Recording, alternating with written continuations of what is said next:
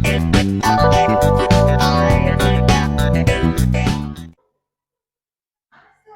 Teretan Bongkar, dimanapun Anda berada, bersama saya Bang Uji tentunya dalam program Pelancong. Nah, pada kesempatan kali ini kami akan membahas mengenai potensi wisata di Kabupaten Sumeneb. Kita tahu bahwa dari tahun ke tahun, tempat pariwisata di Kabupaten Sumeneb terus bermunculan. Hanya saja tidak dibarengi dengan pengunjung. Untuk itu, banyak juga tempat pariwisata yang akhirnya kolaps.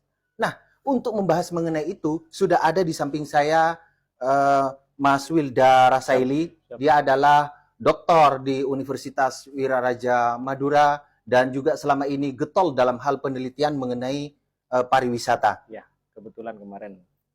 Iya, gimana kabarnya Mas Rasaili? Alhamdulillah, baik. Baik. Bagaimana Anda melihat mengenai maraknya atau banyaknya munculnya tempat pariwisata di Kabupaten Sumeneb, tapi tidak dibarengi dengan banyaknya pula pengunjung yang ada? Seperti apa? Itu yang menurut saya belum tuntas memahami konsepnya Wilson.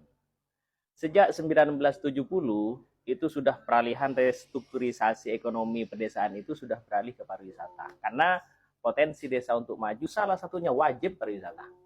Nah, tidak dikembangkan. Akhirnya tidak berdampak signifikan pada pengembangan ekonomi, pengunjung, dan pengelolaan. Kenapa begitu? Ada konsepnya gini, Murphy, bahwa wisata itu jangan semata-mata dilihat pada industrialisasi.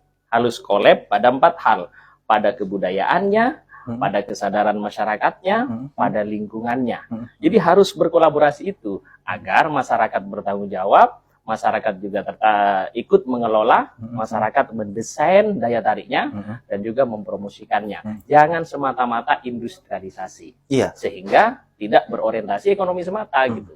Iya, walaupun toh nanti ada pengunjung ya, itu hanya pada tingkatan lokal, tapi tidak bisa menarik sampai pada luar daerah, luar Madura, bahkan asing. Itu seperti apa? Nah, hari ini masuk konsep digitalisasi tourism. Jadi harus dikelola melalui digital.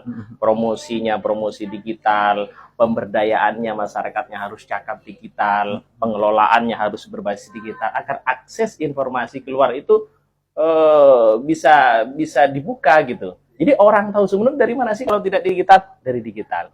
Itu selama ini apa sudah ada di Sumeneb? Kalau tidak ada, itu problem. Memungkinkankah di Madura untuk menggunakan sangat memungkinkan digital? Selagi pengelolanya mau. Satu, kemudian ada intervensi pemerintah dalam hal yang positif, memberikan bantuan pelayanan digital. Ya, sebelum ke pemerintah, apakah di tempat-tempat wisata di Madura, khususnya di Sumeneb, itu sudah banyak yang menggunakan digital? Itu yang saya lihat masih belum optimal. Jadi ada beberapa wisata yang unik. Misalnya wisata pantai, wisata apa namanya, Kasur Pasir, bagus sekali itu. Dan wisata di Lekung ya, Gili Iyang itu bagus sekali. Tetapi akses orang untuk tahu itu yang masih rendah. Satu, setelah orang masuk ke sana itu dia bingung mau ngapain itu, karena petunjuk digitalisasi itu yang masih rendah. Akhirnya ya banyak orang ke sana itu hanya basisnya penasaran dan tidak kembali lagi. Bahkan memungkinkan dia nggak akan cerita ke teman-temannya, oh janganlah, karena agak kecewa gitu. Jadi akses informasi harus dibuka melalui digitalisasi, akses pengelolaan fasilitas layanan itu harus juga diperbaiki. Ya. Mas Wilda, ada juga yang mengatakan bahwa Sumeneb, Madura, ini cuacanya panas, sehingga ini juga memungkinkan mempersulit visitor untuk datang ke Sumeneb. Bagaimana menurut Anda? Tergantung ini ya selera turisme untuk masuk. Ada selera turisme kalau orang Madura pastinya ingin selalu ke Malang karena dingin. Tetapi orang luar kadang juga turis-turis itu kayak ke Bali itu kan panas di situ kan. Ke Bali dan ke lain-lainnya, Sumeneb itu cocok untuk itu. Jadi desain panas itu bukan satu menghambat. Yang menghambat itu adalah tentang tata kelola, kemauan, kesadaran publik untuk ikut membantu berpartisipasi mengembangkan pariwisata. Oke, Mas Wilda. Menurut Mas Wilda dalam hasil penelitian selama ini, bagaimana sih keterlibatan pemerintah? Itu yang masih menurut saya pemerintah terlibat, tetapi 2 hal. 1, tidak optimal, 2, tidak sistematis dan terukur dan struktur.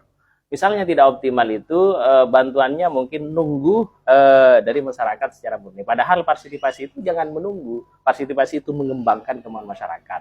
Kemudian yang kedua, tidak terukur dan struktur itu mulai dari badan promosi dibentuk, pendampingan dibentuk, itu kan masih belum dilakukan.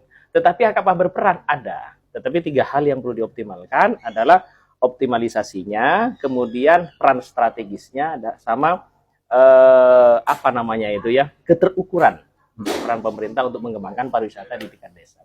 Baik, terima kasih waktunya Mas Wilda. Siap. Pemirsa, itulah tadi bincang-bincang dengan Mas Wilda, yaitu dosen Universitas Wiraraja. Kita kembali di acara yang lain tentunya tetap di Pelancong. Saya Bang Uji dan di Siap. samping saya Mas Wilda. Kita ketemu di lain kesempatan. Bye-bye.